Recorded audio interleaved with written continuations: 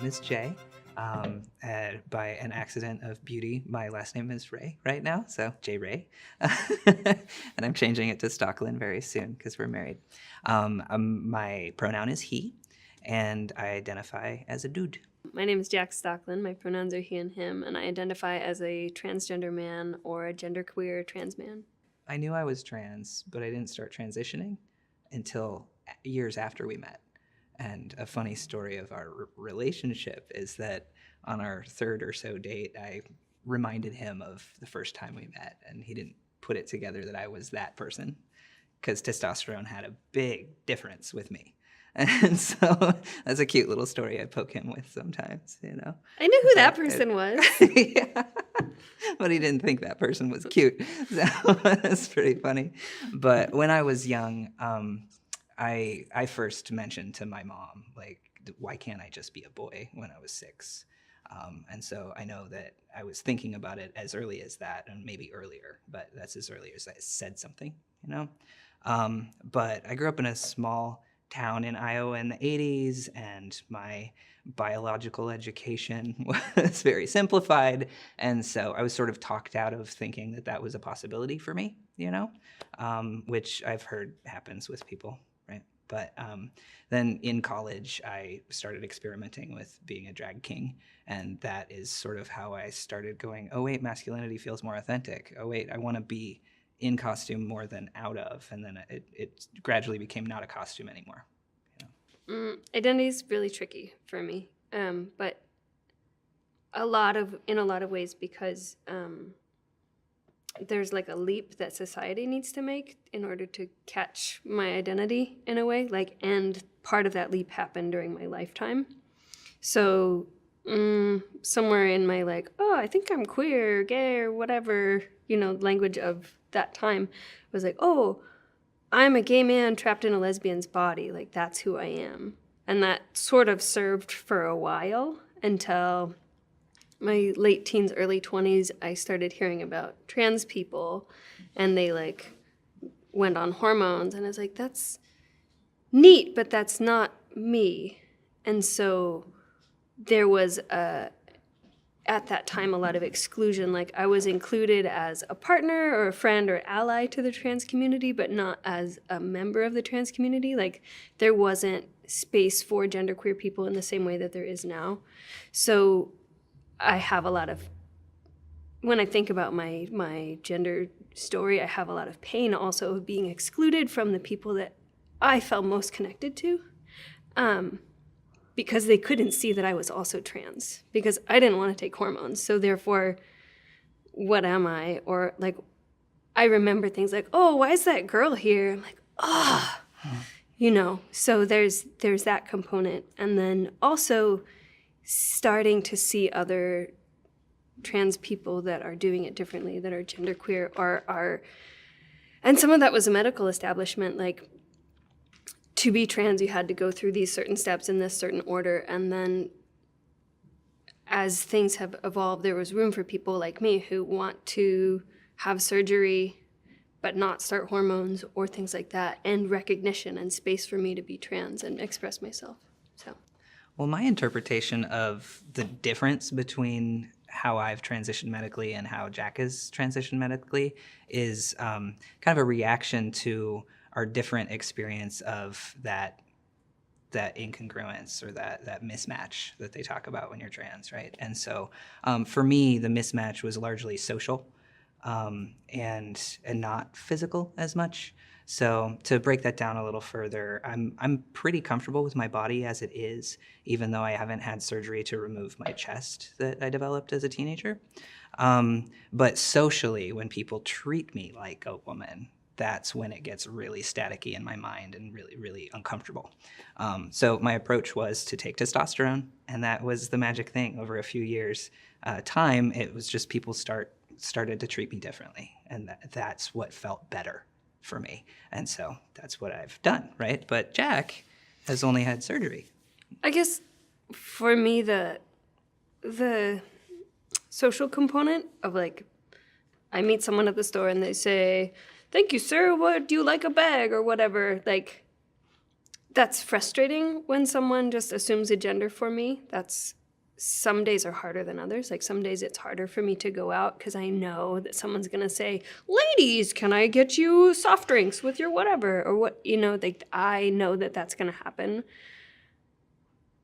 So I have to prepare, but I don't know, as irritating, as awful that is, it's not to a point that I want to take hormones and change who I am in that way.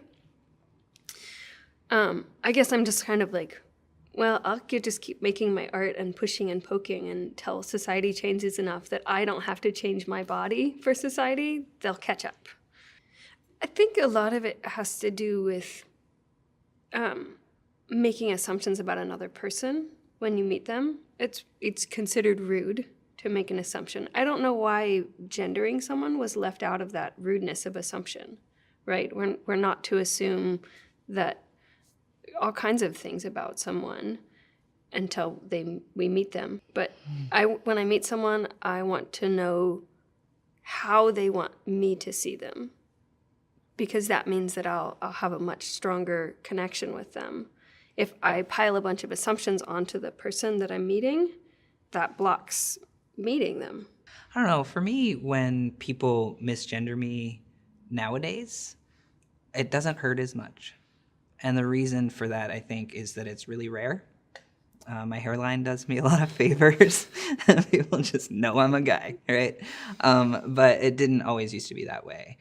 Before I was on testosterone, no matter how many times I would tell somebody that, like, I worked with, for instance, they still wouldn't consistently get my pronoun right. And when somebody's misgendering you over and over again, it can get like water torture, or like feel like a semi-automatic weapon being pointed at you. She, and you can barely even react from one wrong pronoun before the next one's coming at you too, because a lot of people don't recognize that we use pronouns a lot. They're little words, so we assume they don't carry meaning, but that's who somebody is, right? I think in that, like, out in public, like, hey ladies, blah, blah, blah, like that is less deeply hurting than a coworker or someone that I know or a family member mispronouncing over and over again. Like, right. That, someone I see on the street, they don't know me. They're not trying to know me necessarily. They are just doing whatever they're doing. But someone that I would like to be close to or thought I was close to that has a hard time making that pronoun adjustment, that's a lot more hurtful, because I feel like they're pushing me away. And I'm trying to say, hey, this is who I am. And if they're saying, no, that's not, every time they mispronoun me, that's a little heartbreaking, more than a little. That's heartbreaking every moment of it. There's all these rubrics of like who's on top and who gets the most this and that and the other thing that I think exist in people's minds, even if they're trying not to. And so they're trying to see where they measure to you. A straight white man is like, meets someone else and is trying to figure out like, okay, well, you're a woman, so therefore I'm here and you're here.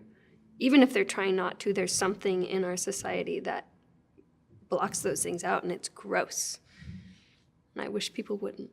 From my perspective, I think that it's about safety, and I think that what I'm saying might not be different from what Jack is saying, because in order to know that I'm safe, I need to know where I stand with each new person in my life, so we attribute not just gender, but race and class and all sorts of stuff, right? Which boils down to power. When I'm meeting someone for the first time, I say my name, and I also offer my pronouns with that as sort of a introducing the concept. And sometimes people are like, what'd you just say?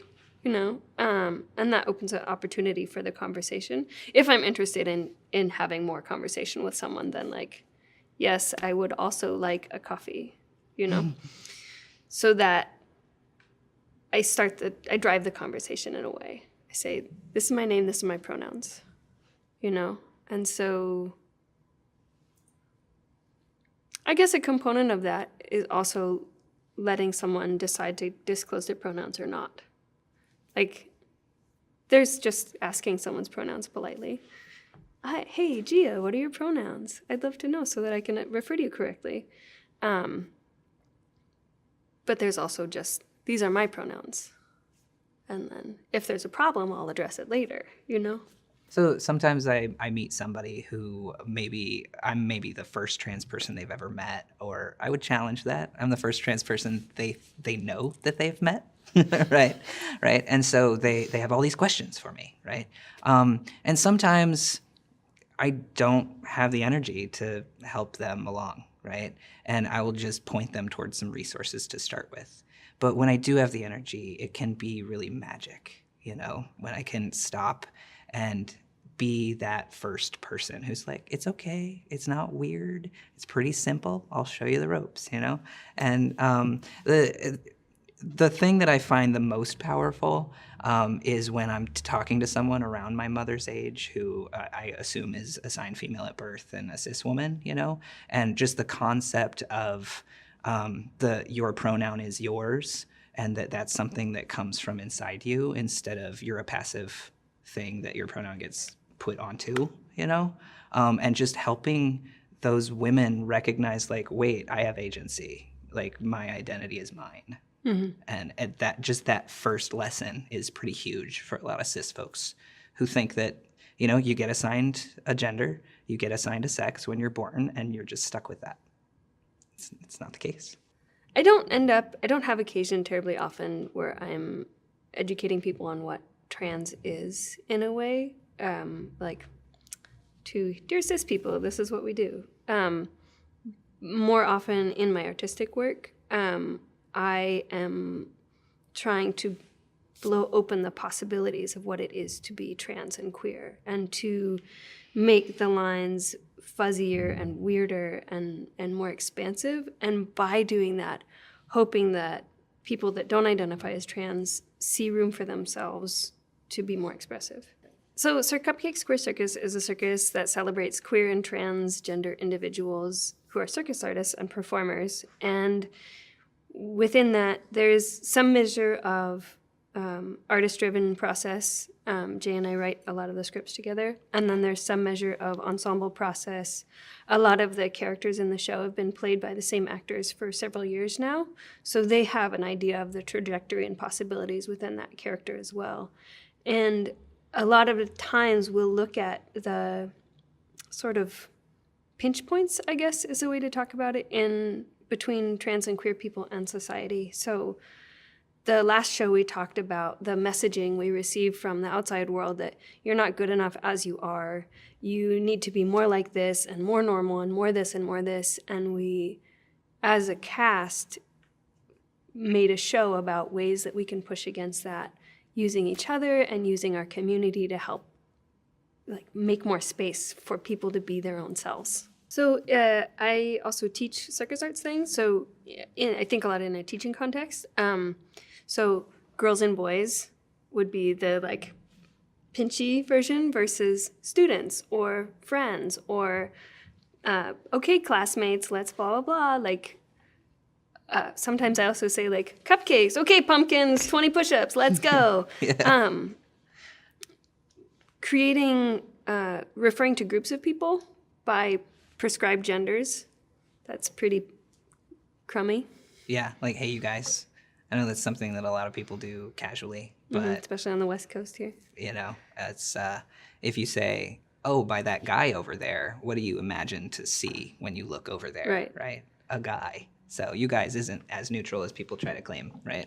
I know one thing that is really kind of funny is that we assume relationships or sexuality based on somebody's gender, right? So before I transitioned, people perceived me as a lady, and if I said my sweetheart because I was butch, they would assume it was a lady, right? And sometimes they were right back then, sometimes they weren't. And now if I say my sweetheart, people assume it's a lady because I look like a cis man who's straight, right?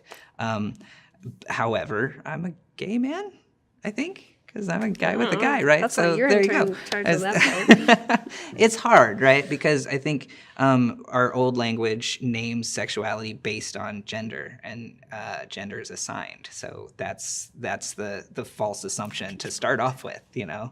So there's that. But yeah, a lot of times I think that customer service people would do a lot better by saying like numbers of people or naming awesome articles of clothing instead of ladies or The individual or over there with gentlemen. the super awesome red hat would like to Yeah. know if there are any bananas. Right.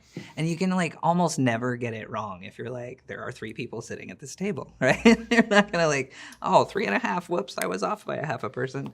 This is not gonna happen. So that's a better way to go. Yeah. That in terms of large groups of people, other like more formal address options are like folks or esteemed guests or distinguished patrons or y'all is excellent. Mm-hmm. Our friend Kel likes to point out that Your Highness is gender neutral, right? So when I first came out to my mother, she didn't tell me until years later that her initial reaction was, oh God, who's gonna love him? And I think she was concerned that that nobody would. And my reaction to that was, oh my God, I'm so lovable. You know, like, it's gonna work out fine, Mom. Don't worry about me. On that, though, I think a lot of media messaging and societal stuff, like if you see a trans person on TV, they're the crime victim.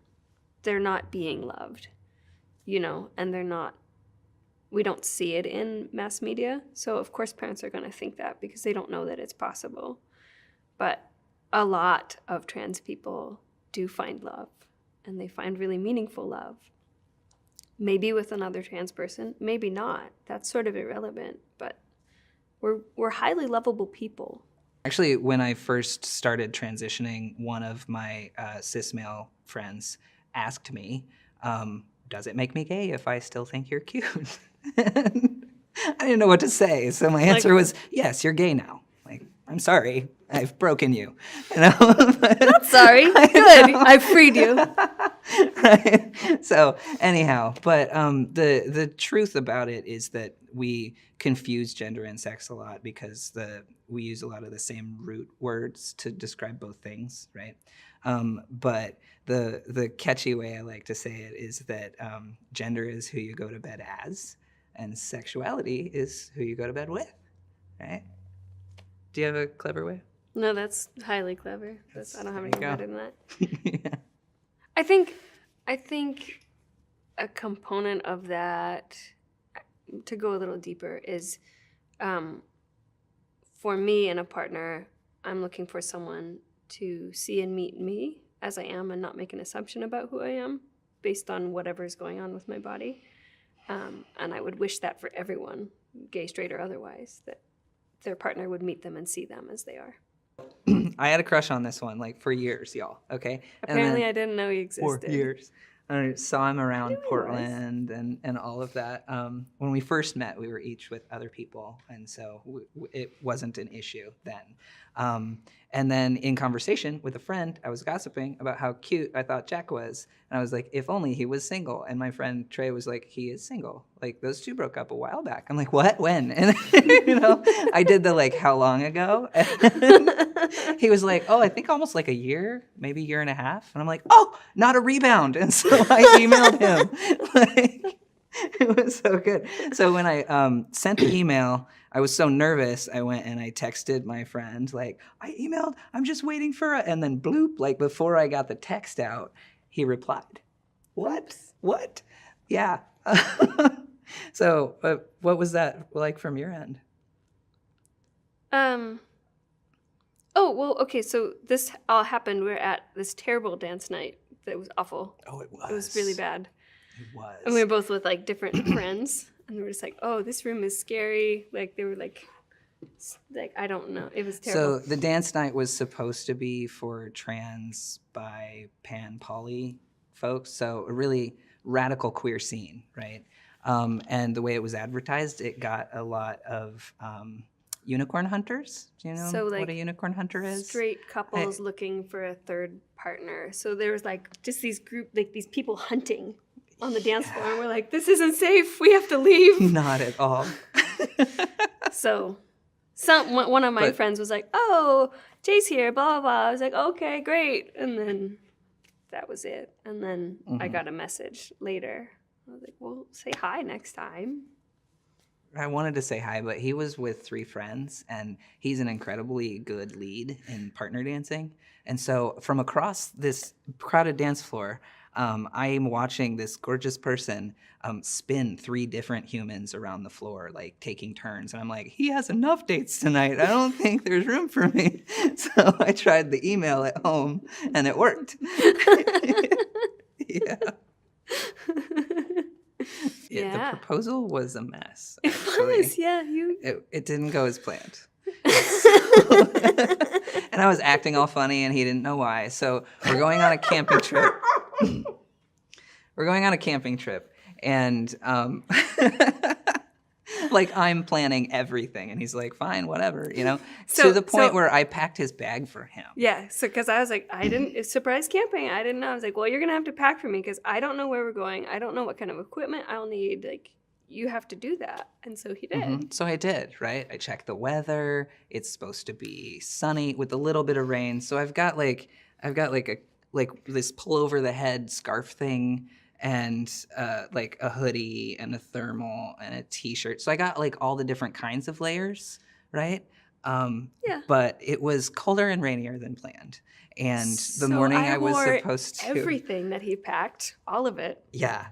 Like sweatpants like he over had my everything pants. on, everything, and I it looked was really not cute. pretty at all. And so then it was not just rainier than it was supposed to be. It was rainy, and then the sun would come out. And then the second I'm like gonna get the ring out of the car and ask him to go down to the river for us to look at the river, right? It would start raining again, and I was like, I would go from good mood to horrible mood to good mood to horrible mood. He was so pouty, and I was just like, oh my gosh, it is not raining that hard. We are still having a nice time in the woods. I'm a little cold, but I'll survive. We have this fire. Everything's great. What is your deal? Yeah, so I'm beside myself, and I ended up convincing him that we'd have more fun if we just go into town, take a shower, take a nap, and go out to a nice dinner. Because I'm trying to think, like, how do I make this proposal come off, right? And so finally, that happens, but not without much confusion and like, why? Why are you so upset? And so we got home. This seems fine. Why are you so mad? I was so mad. Yeah. So we get home, and we took a shower and then a nap. Mm-hmm. And then I woke up from the nap first, and I looked at him, and I'm like, oh, he's perfect, right? Mm-hmm. And I'm thinking something else will ruin it if I don't do it right now. So I went and I got the ring, and I woke him up. And I'm like, how'd you sleep? Will you marry me? And I was like, it was so unceremonious. The day was getting away from me. Of course I said yes, but I was also like, oh, that's why you were so upset out in the woods. Like, mystery solved. So a couple weeks later, I was like, we were at the beach, sort of and I was like, do you want a do-over, honey? It's a nice sunset at the beach. So we had a do-over. Yeah, he made me write, will you marry me in the sand with a stick? And we took a staged photo. So it was pretty. I am really grateful that I'm trans because I got 25 years of one playbook of how to be a human.